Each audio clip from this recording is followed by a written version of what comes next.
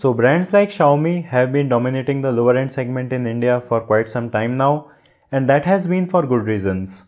Because brands like Samsung just didn't offer the same features and quality in the sub 15,000 rupees segment, which is getting increasingly competitive with phones like Asus M2. But with Galaxy M20, that might change because it does seem like a phone that Samsung is trying to be more competitive with. Hey guys, I'm Siddharth and let's get started.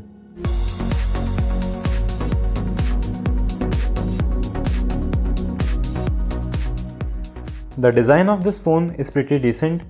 It's made of plastic, but the quality is good and the overall feel in hand is nice too. You have the loudspeaker, a USB Type-C port and a headphone jack at bottom, which has become a feature these days. The glossy plastic body is pretty slippery, so using a cover is something that I will recommend. The camera doesn't protrude out of the body because it's not the thinnest phone at 8.8mm and the weight is also on the heavier side. But that is for a very good reason, because you are getting 5000 mAh of battery inside, which is going to last for a really long time, and you also get a semi-fast charger that fills it up in around 2 hours. You can use the oval fingerprint sensor at back or facial recognition to unlock the phone, and while both of these methods aren't as fast as flagships or even the Chinese competition, the difference isn't significant enough to bother you. The display is a 6.3-inch Full HD Plus PLS display. It's bright and contrast is also great for a non-OLED panel, but the color temperature seems to be on the colder side and I couldn't find a way to adjust that in the software. The skin tones on the display also seem to be a little brighter for some reason, but for the general public, the display will seem saturated with punchy colors. The viewing angles are also surprisingly great, with no shift in color or contrast even at extreme angles, and the backlight is also almost perfectly consistent. You have a water drop notch for the front camera with this nice animation to highlight it, which is kind of ironic because Samsung used to make fun of notches, but OnePlus also removed the headphone jack after making fun of Apple, so these guys seem to be pretty bad at predicting their own way forward in the industry. The bezels are pleasingly thin and it does make this phone look more expensive in hand than it actually is, but you do miss out on a notification LED, which is an important feature. Samsung has their Experience UI running on Android 8.1 on this phone, not the latest version, and the Exynos 7904 CPU does not seem to be able to handle it perfectly. Everyday tasks like social media and internet will not lag, but there are noticeable delays occasionally, which phones of this segment don't have anymore.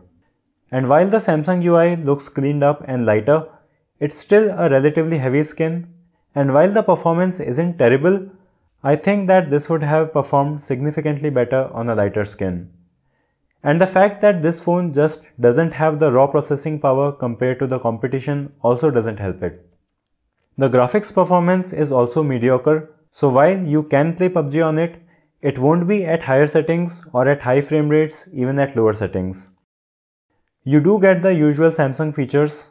The gesture navigation is nice, and reducing the animation duration does make it feel snappier. 3GB RAM with 32GB of storage on the 11,000 rupees variant that I have, and 4GB RAM with 64GB of storage on the 13,000 rupees variant keeps the pricing fair. And one really great thing is that in addition to dual LTE standby SIM slots, Samsung has also included a microSD card slot, so you won't have to worry about running out of space even on the cheaper variant. The dual camera setup at back has a 13 megapixel primary sensor and a secondary 5 megapixel sensor with an ultra-wide lens.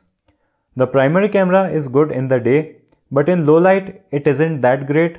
I think you should be able to get better shots with the Redmi Note 6 Pro. The wide-angle camera, while great to have in theory, fails to capture even decent level of details, and I just wouldn't bother taking shots with this as everything is blurry and the shots only look acceptable when you have them fully zoomed out on the phone screen. Portrait mode also isn't that great as edge detection doesn't work very well, but I personally don't care about this feature, so I don't consider this to be a downside. The 8 megapixel camera on the front captures good levels of details, and colors and exposure are also good. It gets watercolory in low light, but overall you are not going to be disappointed. The video recording is limited to Full HD 30 fps and while the quality is good, it doesn't have any stabilization. I am not a fan of EIS in general, but the lack of it is something that leaves me with mixed feelings about the video performance. So in conclusion, the M20 is a phone that is a very interesting entry by Samsung, and it's almost funny to see people asking if they should buy a Samsung phone over a Xiaomi phone, as the situation was quite opposite a few years ago. The Galaxy M20 offers a good design, good display, great battery life, and while I have been fine with Xiaomi's service center experience, I would assume that Samsung has more coverage in rural areas. The cameras and performance are areas where Galaxy M20 doesn't seem to perform well enough to be the perfect budget phone. So while their first effort is very good, this is not going to tank the sales of the competition. So the phone is interesting, but it's not that special. But if you know what you are getting, you understand its strengths, and you are fine with the small compromises, and if you think that Samsung brand has some quantifiable value, you are certainly not going to be disappointed as a buyer. So that was it for this video. I'll have my affiliate links in the video description in case you decided to buy this. Give this video a thumbs up if you liked it or a thumbs down if you disliked it. Subscribe with notification bell icon for more videos like this, and I will see you in the next one.